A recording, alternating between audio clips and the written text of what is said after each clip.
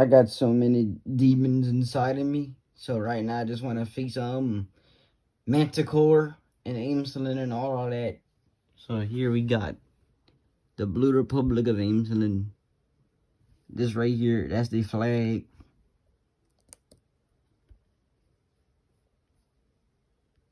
This was the my application to join your roleplay, which I can't believe I joined in it, but then it cost me my sanity somewhat.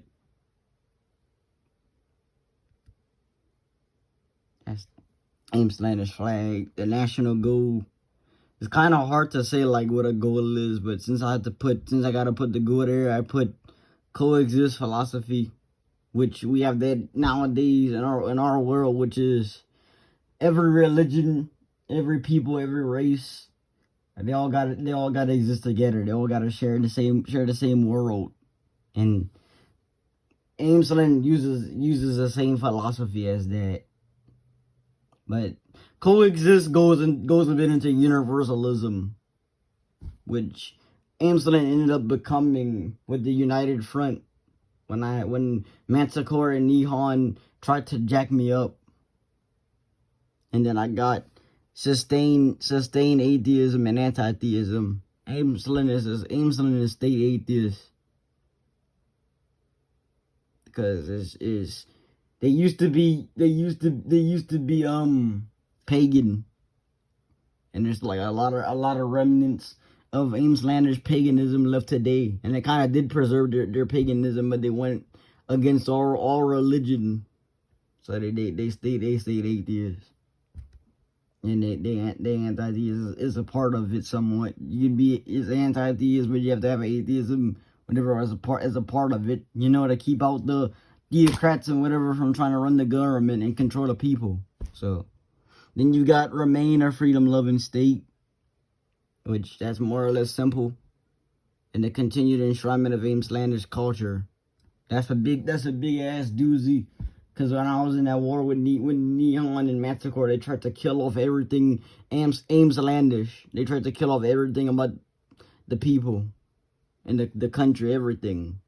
And the nation's leader, Sprout Winston, who is the president. The way the government works, or the ideology in the governmental system is that it's a democratic republic, but it's also ruled by youth. So we don't do that ageist shit with the gerontocracy. So it's ruled by youth, teenager, or young adult state. So you mainly have kids running your country, and if not kid, then maybe like more young adult, which is more like people in their late teens or early 20s. Elections are every 8 years. Cause why is it every 8 years? Cause you can do so much in 8 years. If you did things in 4 years, it's not enough time. So 8 years is a lot of time. And then Sprout age, the way that works is that she's 26, but the next election she'd be 35, and so she would be too old to rule. But she's a special case because she's young, but she's the 4th oldest president. But Sprout Winston, you would find out that she has a lot of sway.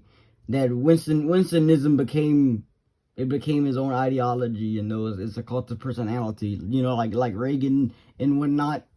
It just sweep the country.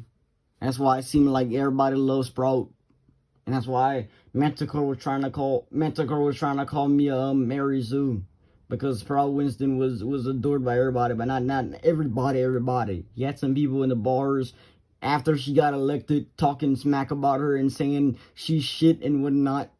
So, and then the way Aimeslander's democracy is that instead of placing papers in a ballot, like the ballot box, they place sticks in a basket, which is called basket democracy or basket case democracy. Which it kind of stems or originates from paper, the fact that wood makes paper, so you wouldn't go from paper vote with paper. Also, because you would just switch the paper vote, so you just use wood, because you can't switch a wood stick because every stick is different. Also because Aimesland, that also goes into Aimesland being very, very individualist. That's what I was trying to tell I can't remember the name. But the Germany in this game, he thought Aimesland wasn't individualist. He thought they had something to do with a model citizenry. There's no model citizen because everybody is their own thing. It's just talent. Aimesland is just based off of talent and meritocracy. How talented you are, how skilled you are, how smart you are. That's just it. But second terms are possible if the president is young enough. And then Aimesland is unitary state, which means they ain't federalists. During the war, they had tried to become federalists, but since they was in a war and Nihon and Manticore was ruthless, it was jacked up so they couldn't like fully embrace federalism, but also during the war. So I didn't want to join a war with them, but Nihon with his ships went into Aimeslander's waters and I had to blow them up. You know, you gotta fight against all enemies, foreign and domestic, you know. So the national history, which is more or less small. But before its Republican and young adult state days, Aimesland was an environmental anarchy in which people skipped and frolicked around, as well as a nudist state. The Aimeslanders had a set of primary religions, like more or less, this is more or less their what type of pagan they are. Animism, idol worship, voodoo, and various nature goddesses before becoming an atheistic and anti-theistic state. Nomads from the south would show them how to be civilized, which started Aimesland as we know it. But Aimesland's geography, they had gave me when I was role playing the mappers, they gave me more or less the north, like Canada plus Alaska, more or less. That's what the land looked like. So, and they had a mountain stopping, a set of mountains. So I don't know how nomads from the south like civilized the Aimeslanders. I'm just guessing it's because like the south of Aimeslandish territory or land with the tribes or whatever the peoples were in. So blue became the nation's national color, which is why it's the blue republic, because it's color theory. And Aimeslanders were now devoted to democracy and its principles. Systems started to develop, much like any ex-anarchy referring to statehood, and relations with other continental powers were established. Manticore wants to tell you that Aimesland was isolationist. I agree with that. Aimesland was isolationist. I did that on purpose. But that don't mean that I didn't have diplomacy. It's just that Aimesland has been isolationist, so they're not much of a talker. They're more of a get the hell out of my face or I'm gonna punch you, you know.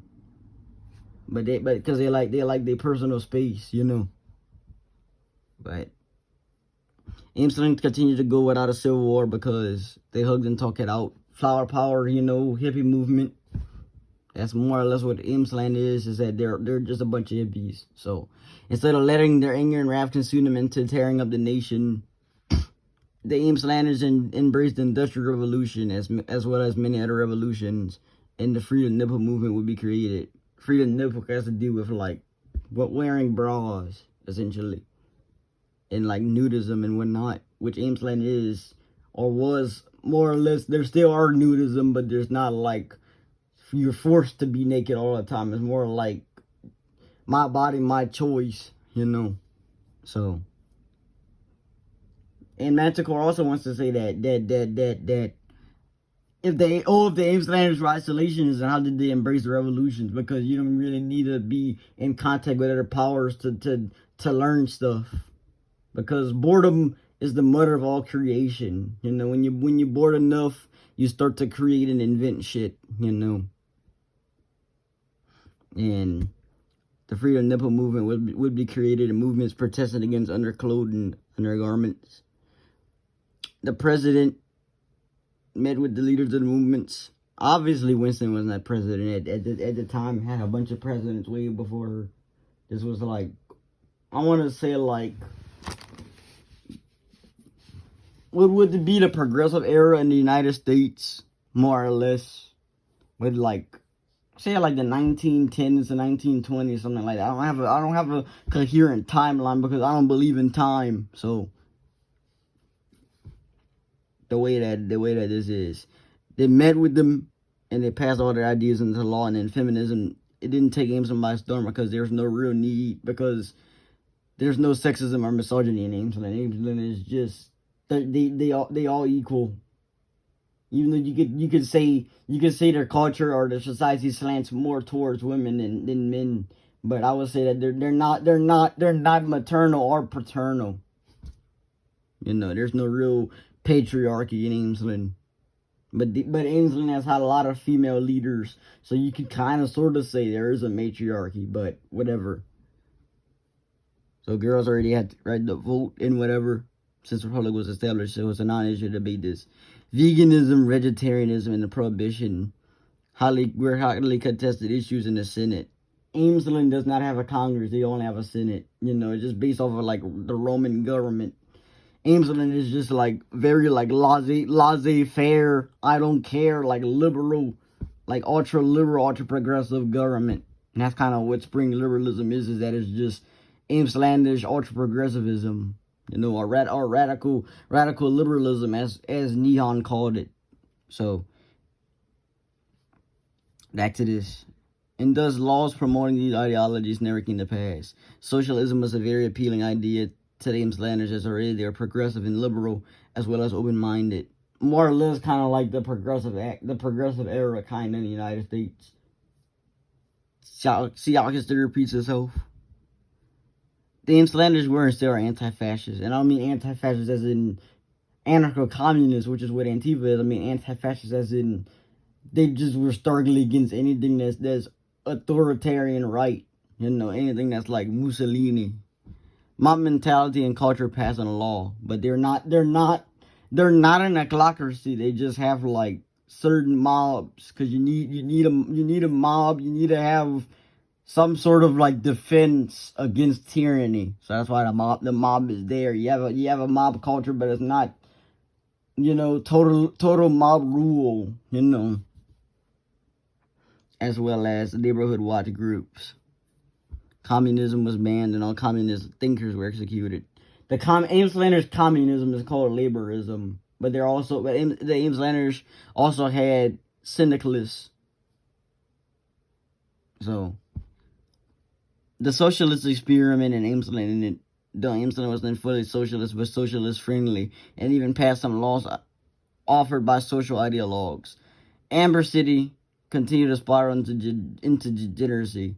Amber City is supposed to be Aimeslandish Amsterdam, essentially. Amsterdam, Amber City, very, very close, very similar.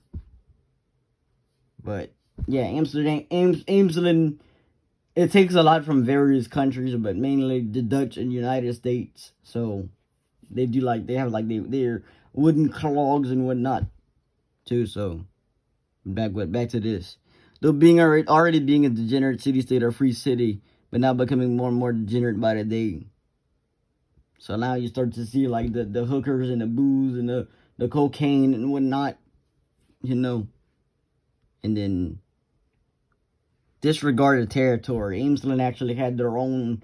They had their own continent that was called. It was called it was called Wonderwall. Because why was it called Wonderwall? Because it was like, oh, there's a song called by Toto called Africa. There's a song named after a continent, or a continent named after a song, whichever way you want to see it. So I'm gonna do the same. So I just named the continent Wonderwall. So Aimesland was in Wonderwall. And in their languages, Aimeslanders, their national religion is state-sponsored atheism. Their national culture and identity, car culture, free love culture. Marriages are forbidden and thought of as a concept for old people. Also note that polygamy and hypergamy also accepted cultures, and wine and grapes are the main love item or device. I forgot the words, so that's why I put love item or device. Those seafood, cheese, chocolate, and other in real life love devices are love devices in Aimesland. Aimesland can also be considered a hippie state, nation of huggers and thinkers. Thinkers, lovers, but also people obsessed with flowers and floral things. That's why the whole theme is floral with Aimesland, because it's that huge obsession, which goes into them being Dutch, because the Dutch had a huge obsession with tulips at a time. It was called Tulip Mania, if I remember correctly. And then pastel and bright or neon colors and futuristic. Futurist as in ideology and art style architecture. But technically, futuristic all the way because of like Aimesland is just very progressive. So they're before their time, but they're also a bit in their time, you know. Because like 1930s, 1940s, which is when his roleplay takes place, was also a time where people were starting to think about, you know, robots and shit. So very weird and avant-garde, even said neighbors. Also a nation of foodies and dancers, artists. And then Aimesland can also be thought of as a college state due to emphasis on education. Though high school is essentially kindergarten, preschool, or art school, as Aimeslanders draw, paint, do sport, and other activities in high school, and then join a tribe in college. Essentially a sorority or fraternity, except focused on mastery of around a certain activity, like acting or napping. Like anything that you're very good at. It's more or less, this is kind of like the way that Germany does with their school system. And I have to try to think about like what would a better school system be besides like Common Core. So this is what Aimesland is. It's more like my own version of the United States, but my perfect, you know, like my own perfect United States, because USA has so many flaws. College and the rest of the Aimesland school system are the same, so it's the same. It's not like it's two different worlds, but there's no uniforms. That's the whole. There's a policy into that because Aimesland is they don't do uniformity. They're very staunchly against collectivism, stuff like that. And then they have like bodily autonomy and drug culture, which is, that's how you can tell that they're Dutch, because the Dutch are people that smoke and drink a lot too. So, and then chillax, laissez-faire culture, armed republic culture of weaponized, weapon-bearing people, as well as fencing, dueling, and other practices, and of course using shoes as weapons. Gun rights are very important to Aimeslandish, and anarcho-pacifist rhetoric. And then national pastime, axe throwing, spear or javelin throwing, cheerleading, cake eating, spike ball, punch buggy blue, fencing, bicycling, street debate. And punch buggy blue is essentially what we have in real life, which is every time a blue off-roading vehicle is seen, Aimeslanders punch each other. So, national holiday.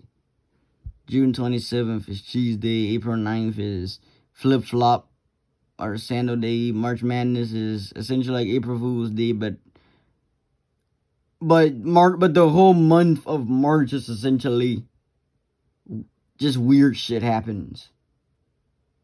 So April Fool's Day is just zany and weird, but it's like the whole month of March is March Madness.